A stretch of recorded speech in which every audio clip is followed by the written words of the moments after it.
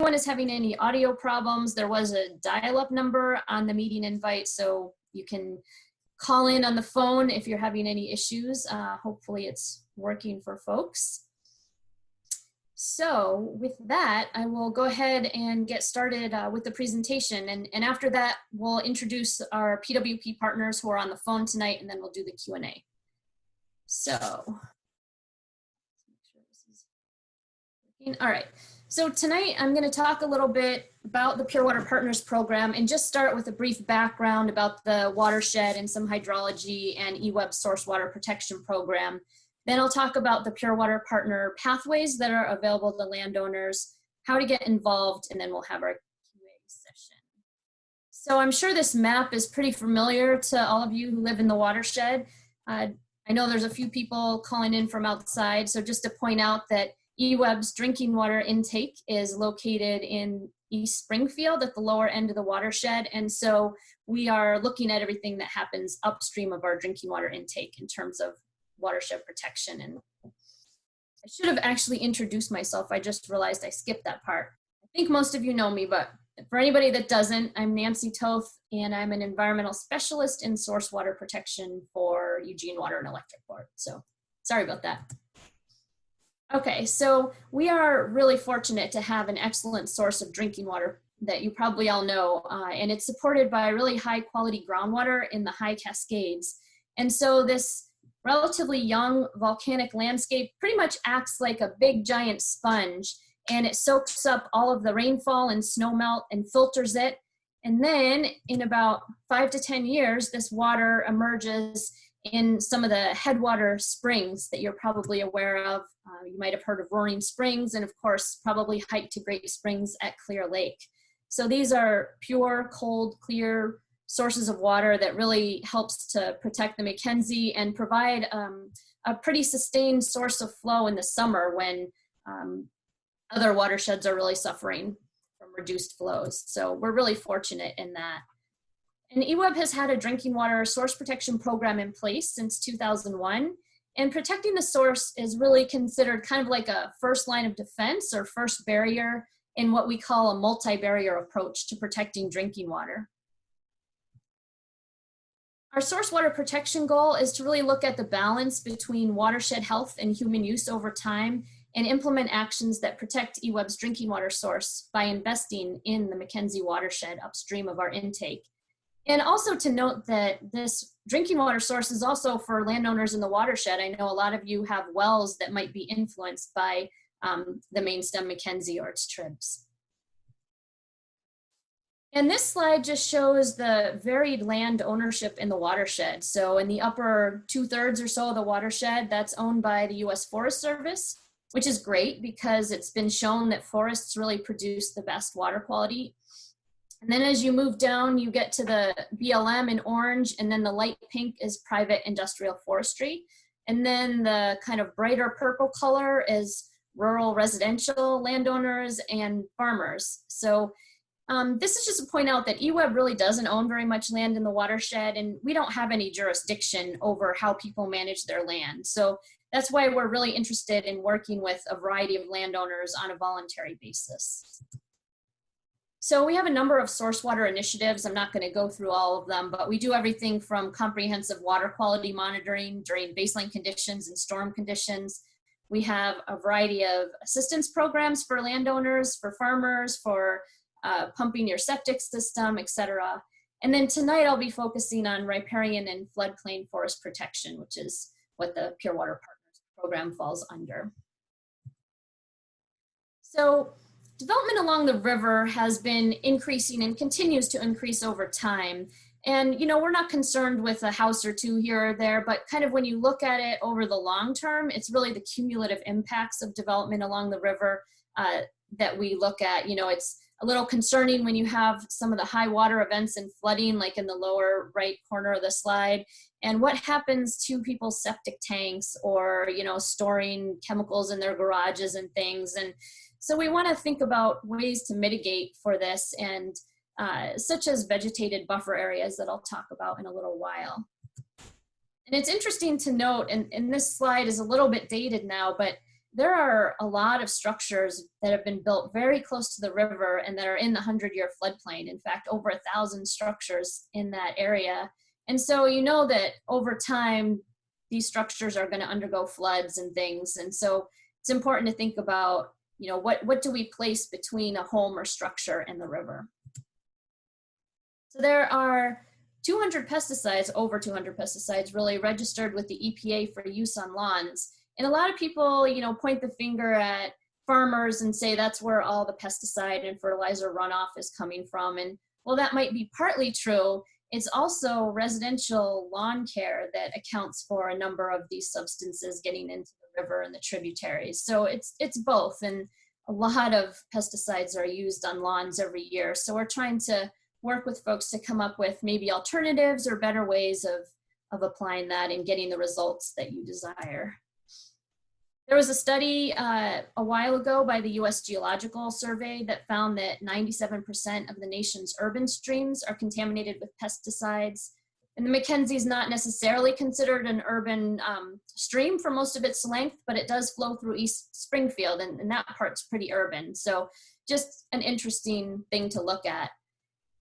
And in our monitoring over the past over 10 years, we've found some pesticides detected in the tributaries. Again, these pesticides are found at very low levels and they don't exceed any regulatory standards, if there are standards for those pesticides.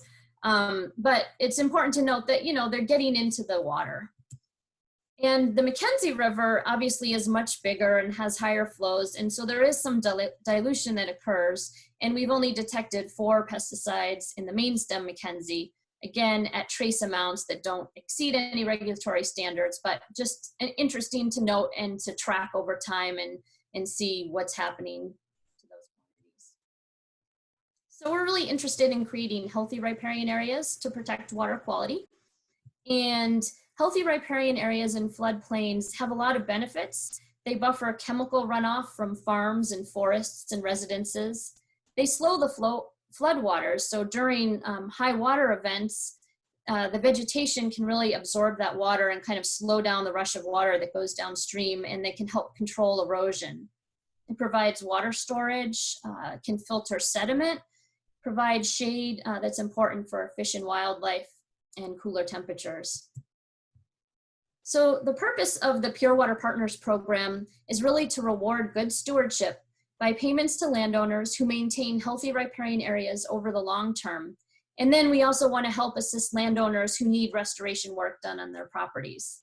So our primary focus is really protection of healthy riparian forests, because this is really so much more cost effective than restoring areas once they are degraded. But the program does address both sides. And another goal of ours was to basically align funding from all these different partners, from grants, private funding, different monies that come in, and make the most efficient use of these funds for projects on the ground.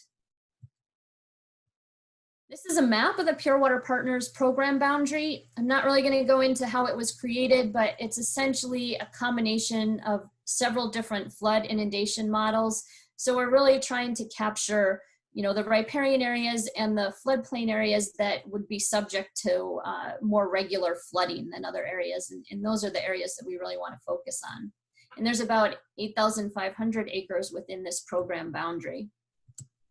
And if you're curious whether or not your particular tax lot falls within the boundary, at our purewaterpartners.org website, you can go in and click on the map of the Pure Water Partners boundary, and you can actually enter your address and find out whether you're within that boundary. So that's our website right now. We're in the process of switching over to Eweb, so it's kind of in both places at the moment, but eventually this URL will take you to the Eweb website. So if it looks a little different in a week or two, that's why.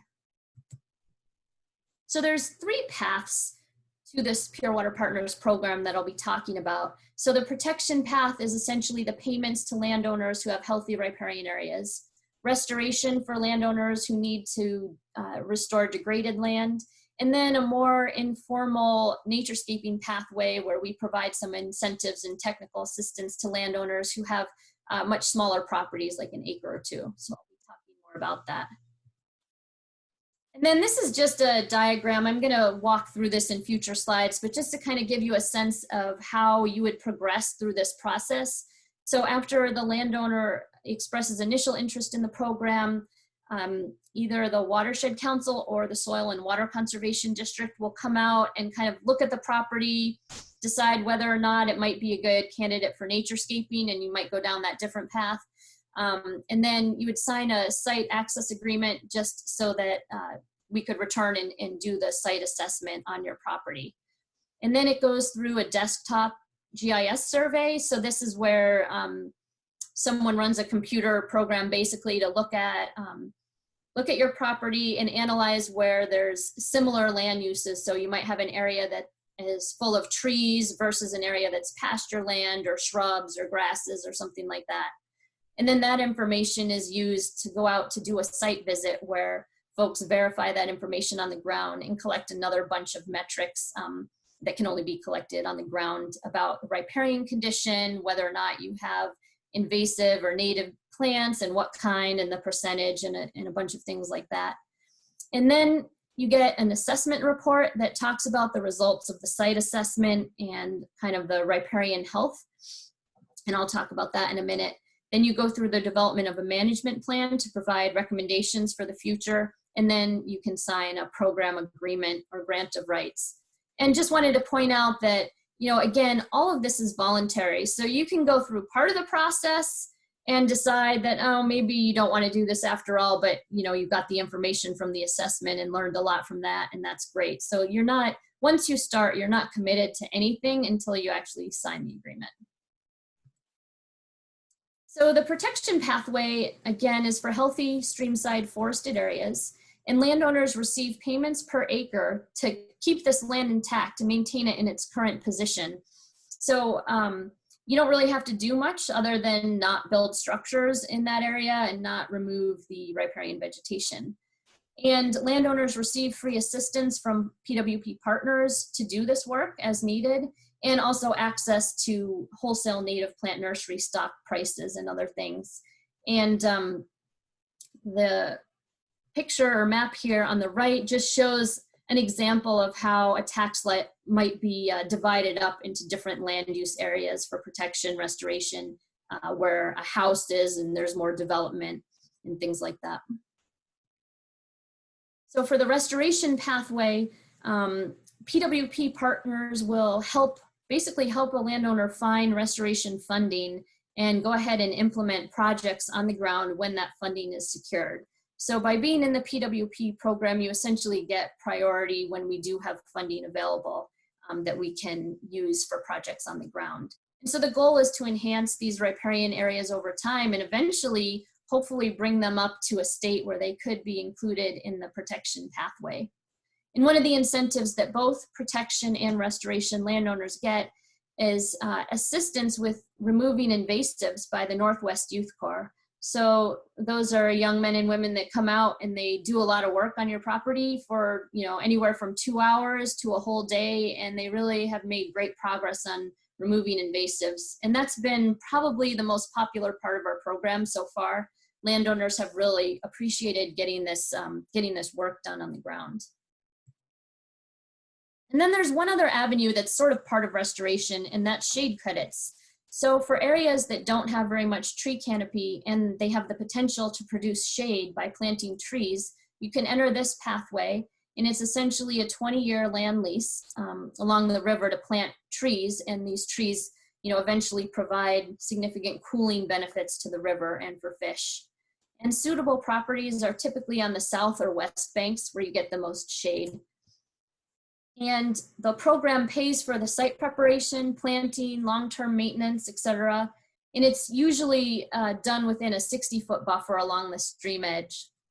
And there's some flexibility in how and where things are planted to go along with the landowner's interests and desire to access the river and that kind of thing. So again, it's no cost to the landowner, and actually the landowner would get yearly payments of about $200 to $300 per acre. So that's another option if your land is on that south or west bank and could use some more trees. So the access agreement that I mentioned earlier, this is just a brief agreement that you sign so that the Watershed Council or SWCD can come out on your property and do the longer riparian assessment. And we just want to mention that the data is public record because we do get some funding from state, like the Oregon Watershed Enhancement Board and things, but we don't share specific landowner information. It's just consolidated into our program for metrics and things. And then all the information that is provided back to the landowners, you will report about your property, all the photos and maps, etc. And Riparian Assessment basically compares the landowner property to reference sites within the watershed and provides a kind of score and then a recommended pathway. So this is where it's determined whether your property would fit better with protection or restoration. And basically landowners have really enjoyed getting this report because it provides a lot of great information about your property, about all the different kinds of species that occur, which ones are native and invasive, and a lot of helpful information about that. And then if you decide to go further along this process, the folks that work with you would work with you to develop a management plan. And this provides specific recommendations going forward for whether you're protecting or doing restoration work on the property, you know, which part of the property work should occur, invasive, where you could do planting and things like that. And this is attached to the agreement that landowners sign. And it's designed to be really flexible. So it's pretty much like a living document. It can change over time without having to re-sign the agreement. And it's really, this is a more of an iterative process with landowners. So it's not like the assessment where folks go out and write a report based on what they see, but this is a back and forth with the landowner so that we take your interests into account when designing this. And again, it can be changed at any point. And these agreements are 50 or 20 years in length and either be recorded with county, which they would go with deed, or not be recorded with the county, and that's a little bit more of an informal agreement. And protection payments are higher if you record with the county, and you can get those payments the 20 years whatever as a lump sum after the first 2 years. If you go out unrecorded agreements, would be an acre for protection. And again, the agreements reference that management plan that I talked about. Also, we have a 2-year window in there for landowners to change their mind. So, you know, if you aren't sure about this and decide to sign up, but then partway through, you know, decide, no, you don't want to do this, you can kind of get out of it without any penalty during those first 2 years. And PWP partners are responsible for coming out every few years and monitoring the property, make sure that vegetation is intact and things like that. And then we just ask that landowners provide some photos every year at agreed upon locations. And then other things that people might be curious about, landowners have discretion for dealing with any hazard trees and things like that. We don't want to get involved in deciding what's safe or what's not safe. So we try to put a lot of flexibility into the agreements. And then on the right is another map, and it shows the PWP boundary in kind of the white diagonal lines. And this is just to show that, you know, your whole property doesn't necessarily have to be under agreement. Sometimes the PWP boundary cuts through the property and you only want the riparian area, you know, we put that under agreement, but not the rest of the property, not your house and all that kind of stuff. So it doesn't have to be something that's for your whole property area. And then there's also another avenue, conservation easements. So if you're interested in more permanent protection for your lands, we can connect you with the McKenzie River Trust, and they will help you in all conservation easement questions and implications for that. And we've also tried to make it so that if you are under PWP and you start that and then you want to switch to a conservation easement in the future, we want to make that easy, and so we'll work on transitioning you into that as well. And the Naturescaping Pathway is that more informal route that I mentioned earlier. So this is for folks with, you know, 1 or 2 acres or less. And basically you will receive kind of initial consultation with the Watershed Council or SWCD, and we'll pay 50% of the cost to develop a naturescaping plan. So if you want a particular planting plan and design, we'll pay 50% of the cost to develop that.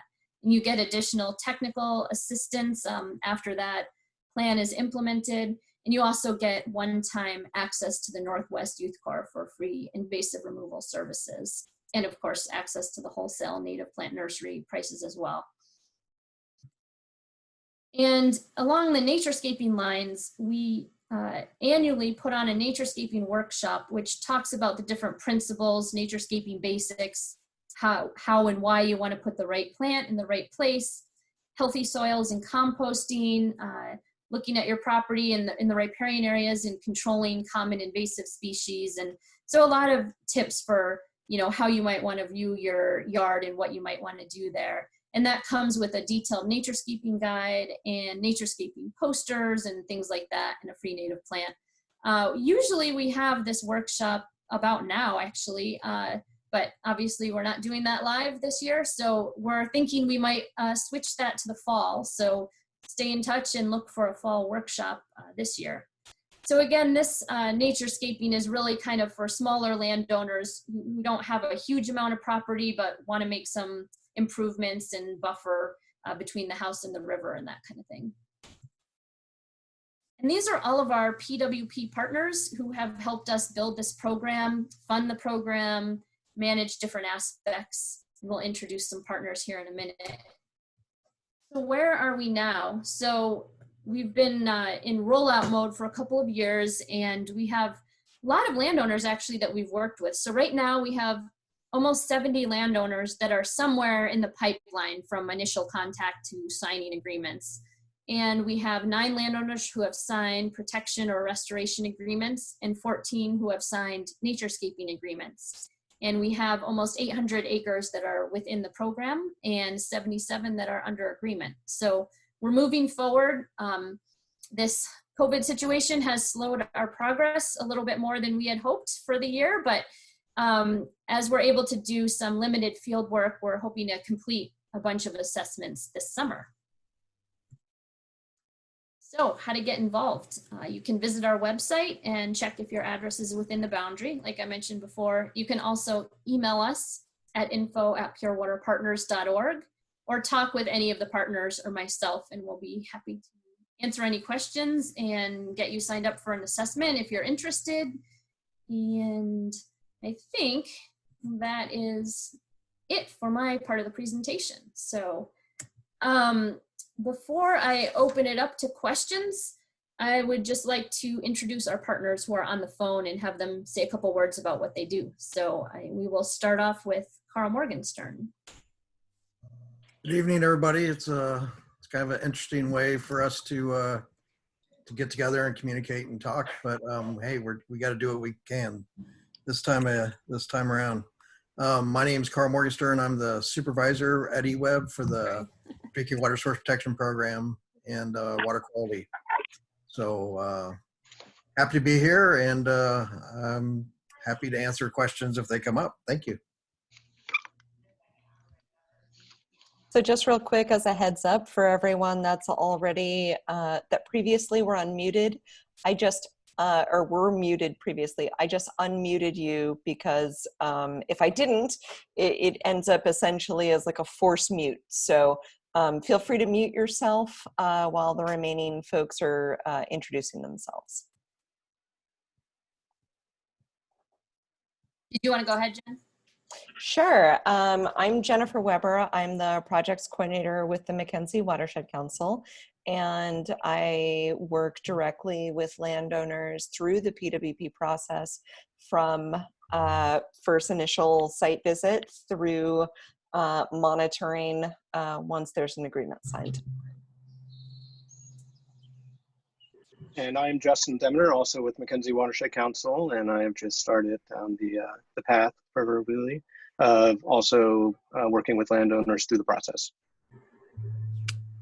I'm Lily Leiterman with the Upper Willamette Soil and Water Conservation District, and I'm the conservation specialist there. And I, like Jen and Justin, work with landowners from the beginning of the process, the initial sign up and site visit, to the access agreement and agreement signing and beyond. So working very closely with you all along the way.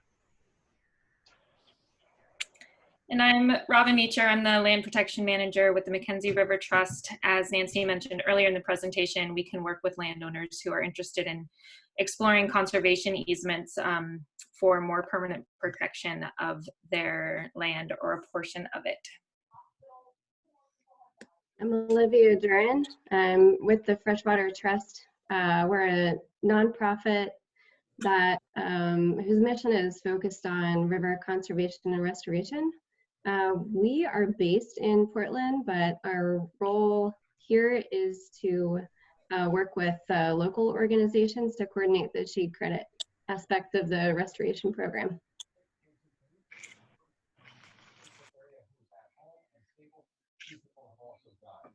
Is Todd on? Oh, Dave, go ahead. I'm Dave Downing. I'm the district manager with the Upper Willamette Soil and Water Conservation District. And, you know, our focus is to partner with the other entities that have been introducing themselves, and to also have a focus on agricultural lands within the PWP in hopes that we can assist landowners to conduct to address water quality concerns. Yeah, hi Nancy, this is Todd Miller with the City of Springfield and the Metropolitan Wastewater Management Commission, and I'm one of the Pure Water Partners, kind of working behind the scenes with the folks that you see out there on the ground, working directly with the Freshwater Trust and Eweb and the other partners, and supporting funding for riparian shade credits to help provide cool water temperatures in the watershed. Great. Thanks, everyone. And so we are open for questions right now. I'm Mary Durfee, and I'm director of the Soil and Water Conservation District. Great, thanks. So I'm going to stop sharing my screen for a moment just to see if there are any questions in chat. Let's see. Nope. So I'll just open that up. If anybody wants to ask a question, please go ahead. Oh, I have questions to ask, but I'll defer for a moment. Just anyone else? I have a number of questions. Okay. Was Mary Alice going to ask one? Look like.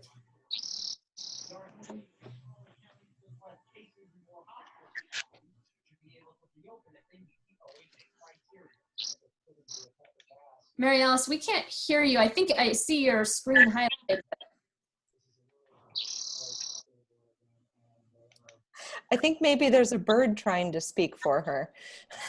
Right, yeah, actually, I didn't have a question. I'm sorry, I'll put myself on mute. Yeah. That's okay, no problem. Okay. It's hard to tell these days. Yeah, yeah. Hello, if you can hear me, this is Dan Justice. Jennifer and Justin visited our property a while back, and I guess want to know what the next step is. Oh, from tonight? Yeah. Well, yeah, we had an initial site visit, and then obviously everybody's undergoing this pandemic, and so where do we go from here? Certainly, I can speak to that.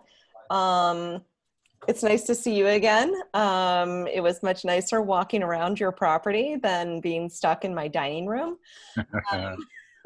But yeah, no, actually right now we've just completed a lot of the desktop surveys for our 2020 surveys. And so now that we have that GIS exercise completed, Justin, within the next, actually today we had a discussion about this, and tomorrow we have a meeting about it, to go ahead and talk through the process to get landowners scheduled for their assessments. And, you know, especially right now in this, you know, very uncertain time, we do feel like we can still complete those assessments while maintaining social distancing guidelines and keeping within Governor Brown's executive orders. However, we are also asking landowners if they're comfortable with us completing those. So ultimately, within the next week or so, you should have an email from Justin or myself to schedule that meeting, and the same with Steve Raymond, to get those assessments scheduled so that we can do those field visits. But at the same time, if you have any concerns around us completing those during this pandemic, we certainly understand that and are willing to delay or postpone those depending upon your comfort levels. Thank you, Jennifer. In my case, we're ready to go full steam ahead. Have you come out whenever you want. There's plenty of room here to keep our social distancing. So we'll just look for your email. That sounds great. I think I'd like to go to your background. Well, we escaped Oregon and are kind of hanging out in a secret location where it's sunny and tropical, but we'd be happy to meet you back up on the McKenzie area as soon as you're ready for it. Nice. I got a couple surfboards. Well, Other thank you. questions? Thank you.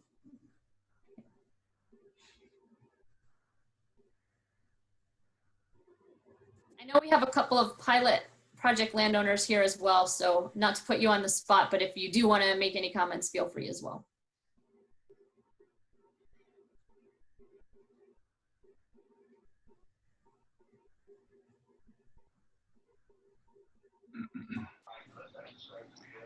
I can go ahead and just say that I've been in the program now for several years and really enjoyed working with McKenzie River Trust, the Watershed Council, and Eweb, and getting the lower land on our place free of invasive species for the most part, and get some plantings in there, some natural native things going, and it's looking great. Thanks, Jeff. That's awesome.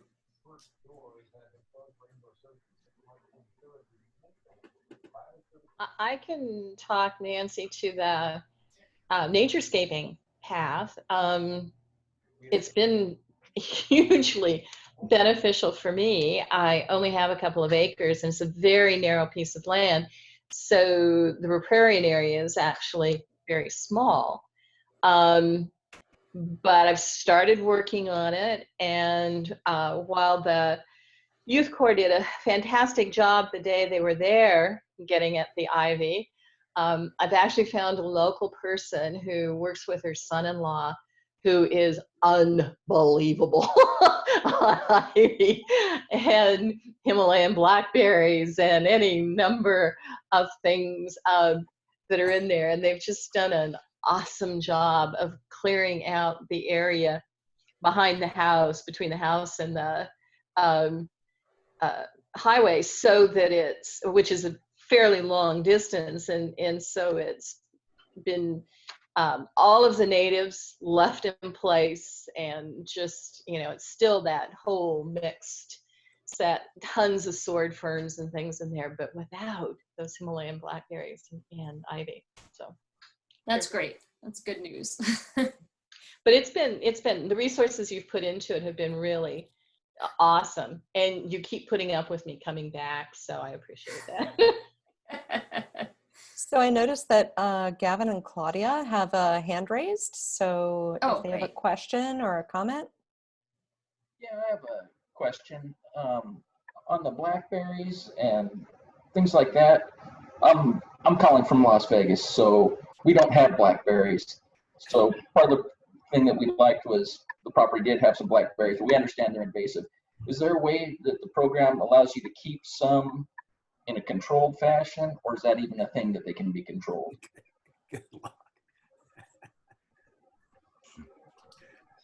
Do you want me to take this? Yeah, do you want to take that? You have so much experience. Blackberries. So what I would recommend instead of, so the blackberries that are existing and that are invasive within our valley are the Himalayan blackberries. There's actually native trailing blackberries and other blackberries that could be planted that are actually going to be better for culinary uses. That's usually the reason that most people want to keep them, either that or for pollinators. And, you know, really, I would recommend getting rid of the invasive blackberries because they will outcompete the native vegetation. And, you know, I don't know if you've cooked with the invasive blackberries, but the Himalayan blackberries, while the berries appear to be very large, they actually have very large seeds. And so you can't really make like jams or preserves out of those berries without sieving out the seeds, which can be pretty labor intensive.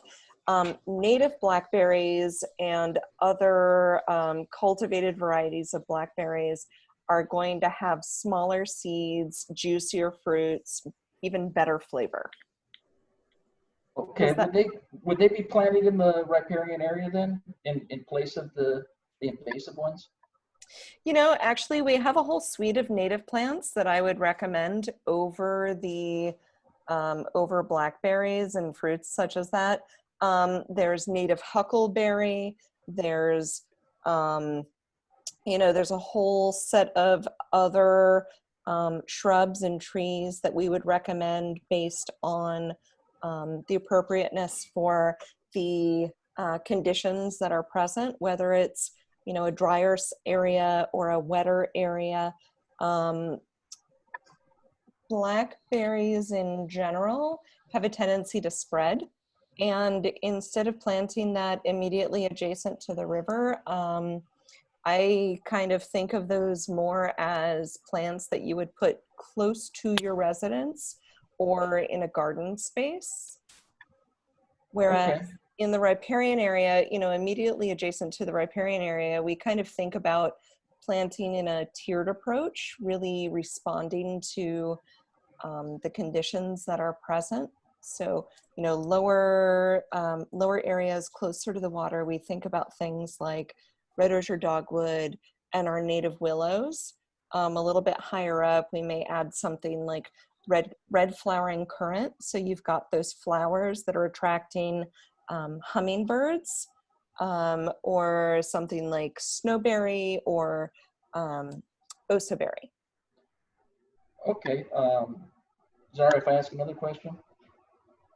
Sure. Go for it. Yep. Okay, the flowering plants that you just mentioned, is it possible, because I know you guys are talking about naturescaping, and is it trying to get it all into blend? Because we'd love to have, we haven't built yet, the property's up on the Blue River, and we have a lot of flowering plants. Is it possible to plant it organized but still count as naturescaping, or how does that work? Absolutely. And I think that really gets at the workshop that Nancy mentioned that we'll be holding in the fall, where we're really talking more about the landscape planting of native plants and shrubs. Both myself and my colleague Justin Demeter, we're actually both landscape designers. We have degrees in landscape architecture. So we are very skilled in using those native plants to create a, you know, really beautiful, organized landscape that's going to be right plant, right place. And, you know, if you have not built yet, in particular, I know that from a Pure Water Partners perspective, that we would all be very interested in speaking with you to see both what your site planning is, just because there's, you know, there are definitely ways to develop that are lower impact than, you know, higher impact development, and how, you know, siting that and different, you know, septic system setups in those areas can help to protect the river, as well as ways to, you know, after construction, develop that landscape in a way that's going to help to detain sediment and, you know, not slow, but reduce erosion, or, you know, any other impacts to the river. Nancy, did you have anything you wanted to add to that? No, I think that's great. Yeah. How much notice would you guys need if we were to travel up there that we could meet out on the property, of course, before we build, to maybe get an idea of what you guys are talking about? I don't think very much. I'm sure we could work something out, especially if you're, traveling in from far away. We would do our best to meet you when you're there, for sure. Okay, excellent. And then you were talking about the septic. You guys have the program to, because we have a septic system that's on the property, in the center of the property, that's from 1976, and we definitely want to get rid of that, and we want to relocate it farther away from the river. And we know there's updated systems, and I imagine they all the updated systems meet all the proper county codes. Right, so we have our septic system assistance program is 2 parts. One is a $250 rebate for pumping out your tank to keep it well maintained. And then the other part is the 0 interest loan for if you need to make major repairs or put in a new system. So we have both of those. Okay, excellent. Well, thank you very much. You've been very helpful. Sure. Other questions? Steve? Okay. Some of this I think I can probably do just privately when I see you folks at the board meeting or whatever. But by the way, thank you for the presentation. It's a great presentation, very informative. I'd love to get copies for members of my family. I don't know if that's just something maybe we can work out later. This is some factual things here. Does anyone know how high the floods got at the 100-year flood? I don't know if that was the one in 96 or not, if that was a 100-year flood, but how high did the water get? I don't know how high, but we do have some, I think LCOG has some extents, like some geographic shape files of the extent of that flood. So it's something we can look for. My bottom line is my property is above that, so it won't really be impacted by a flood, I don't think. The management plans that you're talking about are a great idea. How far forward are you planning to have those plans at least aspiring to in terms of years into the future? What'd you say, several, at least 5 to 10 probably, something like that. Okay, fair enough. And who would be writing them up? Can I just add that I always think of the management plans as a living document, because these are very dynamic landscapes that are going to change over time. That's just kind of the nature of riparian areas, is that, you have a lot of water moving through somewhere. And I'm, just in general, thinking about more areas adjacent to the river. This might not be as applicable to your property, Steve, but, riparian areas tend to be pretty dynamic, and we expect that there will be changes over time, and that, having the management plan as a living document allows us to, really respond adaptively to changes in the environment. So while we originally will write the management plan, we do expect to, manage or change and respond to changes over time in that document. I guess I'd also like to just add that, it's not only riparian areas that we're interested in, also wetlands or seeps, and side channels, floodplain. So all those things are very dynamic, as Jen says. And so being able to adapt over time as we learn more on your property, that just makes sense for us and makes sense for the landowner, I think. Sure. Well, it's just an observation. I mean, there's just an article, I think it was in Eugene Weekly, about the pines coming in and starting to be